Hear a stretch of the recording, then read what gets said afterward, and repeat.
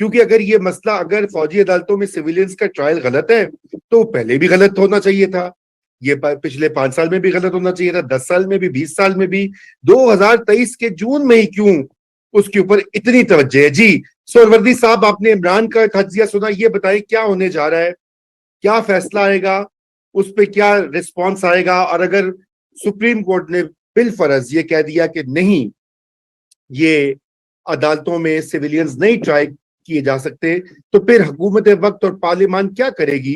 क्योंकि फिर तो बड़ा क्लियर फैसला आ जाएगा। जी, ट्रायल मिलिट्री कोर्ट्स में जारी रहेंगे, सजाएं होंगी, और सुप्रीम कोर्ट का फैसला, जैसे 14 मई को पंजाब में इंतखाबात हो गए सुप्रीम कोर्ट के बाद के हुक्म के मुताबिक, वैसे ही मिलिट्री कोर्ट के ट्रायल भी रुक जाएंगे। जो भी फैसला ये अदालत करेगी वो इम्प्लीमेंट नहीं होगा। ये बड़ा लेटर एंड स्पिरिट में ये बात तय हो गई है कि इस जो भी ये डिसाइड करेंगे वो मिलिट्री कोर्ट्स में ना वो लोग छोड़े जाएंगे, उनके ट्रायल जारी रहेंगे। ऐसे में 16 सितंबर आ जाएगी का जस्टिस काजी फायज ईसा आ जाएंगे, वो आकर इस सारे बेंच की इस सारी कार्रवाई को नल एंड वाइड कर देंगे कि ये बेंच ही गैर आईनी था, गैर कानूनी था, लिहाजा इसका फैसला गैर आईनी और गैर कानूनी है, वो इम्प्लीमेंटेबल नहीं है। ये फैसला हो गया है कि व्हाट कम में, जो 102 लोग मिलिट्री कोर्ट के पास हैं ट्रायल के लिए, उनका ट्रायल होगा, उसकी अपील आर्मी चीफ के पास ही जाएगी, फिर वो रिट में हाई कोर्ट में जाएंगी, और उसके बाद सुप्रीम कोर्ट।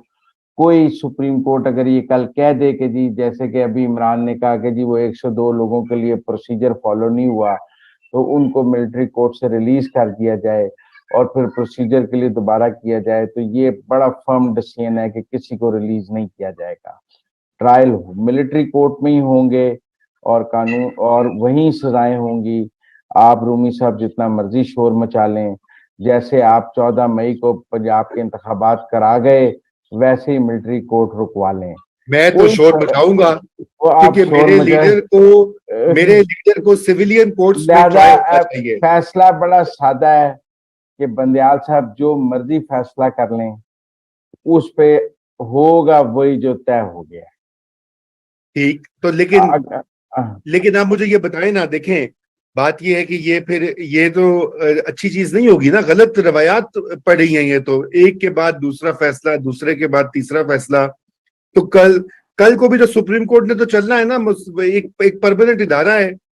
हाँ, तो 16 सितंबर के बाद ये तय हो जाएगा कि सुप्रीम कोर्ट गलत कर रहा था, गैर आईनी बेंचेस थे, गैर कानूनी तरीके से काम हो रहा था, और सारे फैसले रिवर्स हो जाएंगे। 16 सितंबर तक का ये आपने इंतजार करना है ना। 16 सितंबर तक आपने 14 मई का जो फैसला है वो आपने पार्लियामेंट के जरिए रोक लिया। इसी तरह अगर कहीं बहुत कम वोट कम में कोई ऐसा फैसला ये मिलिट्री कोर्ट का देते हैं जिसके नतीजे में आपको को बहुत ज्यादा आईनी प्रॉब्लम होगी, तो फिर उसके लिए पार्लियामेंट मौजूद है जो कानून साजी फौरी तौर पे कर लेगी कि हम ये कानून बना देते हैं, फिर आप उस कानून को चैलेंज कर लीजिएगा अगर आपको बहुत कम है। लेकिन फिलहाल फर्म डिसीजन यही है कि ना इस बेंच को माना जाएगा, ना इसके फैसले को माना जाएगा। ये गैर आईनी और गैर कानूनी बेंच है, जैसे कि जस्टिस काजी फायज ने कह दिया है, और इसका फैसला भी गैर आईनी और गैर कानूनी है। लिहाजा फौज अपना ट्रायल जारी रखेगी और अपनी सजाएं देती जाएगी, उस प्रोसेस में कोई रुकावट नहीं होगी। राइट। मैं आता हूं दोबारा आपकी तरफ, बैरिस्टर अवैस बाबर से भी जरा व्यू लें। अवैस, ये जो प्रोसीडिंग्स हैं अभी आपने सुनी मुजम्मिल साहब की बात, इमरान ने तो आपको पूरी कार्रवाई की अच्छी एक जैसे कहते हैं ना समरी पैकेज हमें भी और नाजरीन को भी दिया, और मुजम्मिल साहब का कहना है कि जो भी फैसला आएगा वो नहीं माना जाएगा। तो बात यह है कि अवैस आप बताइए आपकी क्या रीडिंग है इस मामले के ऊपर, ये एक तो क्विक कमेंट इस पर दें, और ये भी बताइए कि जो जस्टिस वकार सेठ के जो बहुत सारे फैसले थे और भी कई अपील्स जो कि पेंडिंग पड़ी हैं, उनके ऊपर क्यों नहीं इस तरह की उजलत या अटेंशन दिखाई दी हमें अब मुल्क की आला अदालत की तरफ से? थैंक यू वेरी मच रजा साहब। ये वकार सेठ का मुझे याद कराइएगा पहले, मैं जरा ये जो नोट ऑनरेबल जस्टिस काजी फैज़ ने लिखा है और जो बेंच से भी उन्होंने रिक्यूज की है, जरा इस पे बात करना चाहता हूँ। करिए। It was very much expected कि जस्टिस काजी फायजीसा ये प्रिंसिपल स्टांस लेंगे, और स्टांस उन्होंने लिए क्यों है? आप देखें कितने बड़े बड़े मैटर्स सुप्रीम कोर्ट में आए, एक बेंच में भी ऑनरेबल चीफ जस्टिस साहब ने काजी फायजीसा साहब को बेंच का हिस्सा नहीं बनाया।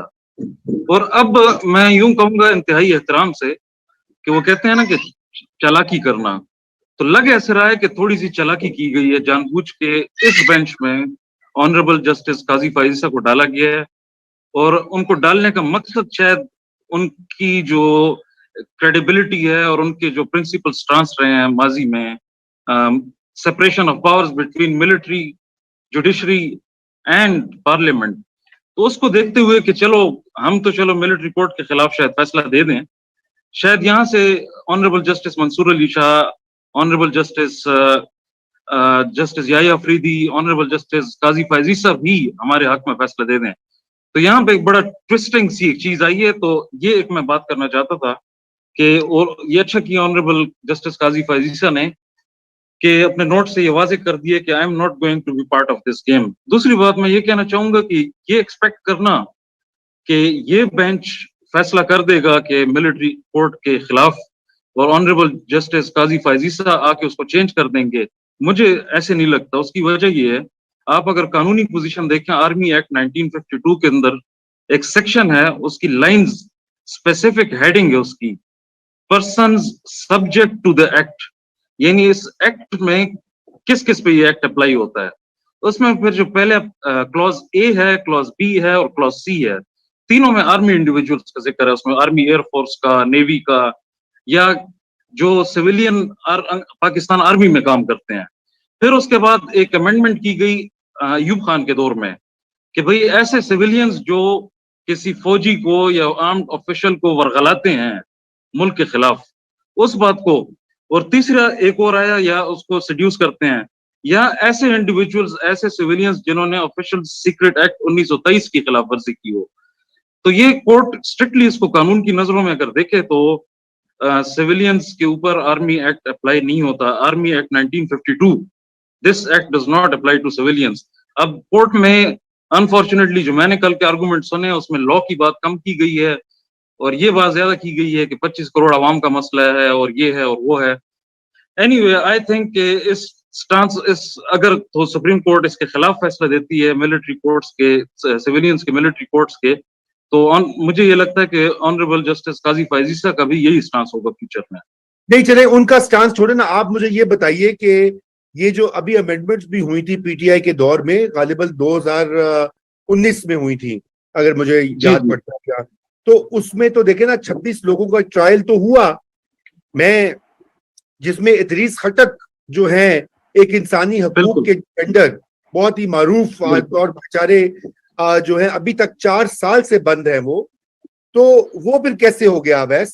यही प्रेसिडेंट पीटीआई के खिलाफ जाने के चांसेस हैं जी। अब यही प्रेसिडेंट जो इन्होंने पीटीआई ने खुद सेट किया है, नहीं ये अमेंडमेंट ला के उन्होंने उसका नोटिस क्यों नहीं लिया? मुझे आप ये भी बताएं ना, अगर इदरीस खटक जो है अवैस बाबर, क्या वो पाकिस्तान का शहरी नहीं है?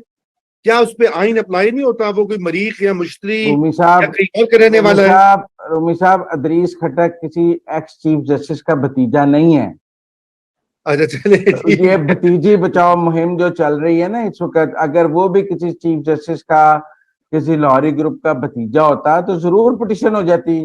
कोई जवाद अस खाजा का जैसा चीफ जस्टिस, उसके लिए भी पिटिशन कर देता अगर वो किसी का भतीजा होता। ये आपका ख्याल है पब्लिक इंटरेस्ट में लिटिगेशन की जा रही हैं? अपने बच्चे इन्वॉल्व हैं जिनको बचाने के लिए भतीजी बचाओ मुहिम चल रही है। हाँ, लेकिन हजारों लोग भी शामिल है ना मुजम्मिल साहब। कौन से हजारों लोग? 102 लोग हैं, सिर्फ हजारों लोग कौन से शामिल हैं? आप भी नैरेटिव बिल्डिंग में कमाल करते हैं। ना कोई औरत, ना कोई खातून है, ना कोई साफी है, ना 102 लोग हैं पूरे पाकिस्तान में। अच्छा, चले मैं आज सुप्रीम कोर्ट में फिगर्स आ गए ना कि 102 लोग हैं जो मिलिट्री कोर्ट में ट्रायल किए जा रहे हैं, और उनमें कोई खातून, कोई सहाफी, कोई वकील शामिल नहीं है, कोई बच्चा शामिल नहीं है, और वो 102 लोग हैं। लेकिन सवाल ये है कि आप ये समझें कि इदरीस खटक किसी चीफ जस्टिस का भतीजा नहीं था, उसका कसूर यही है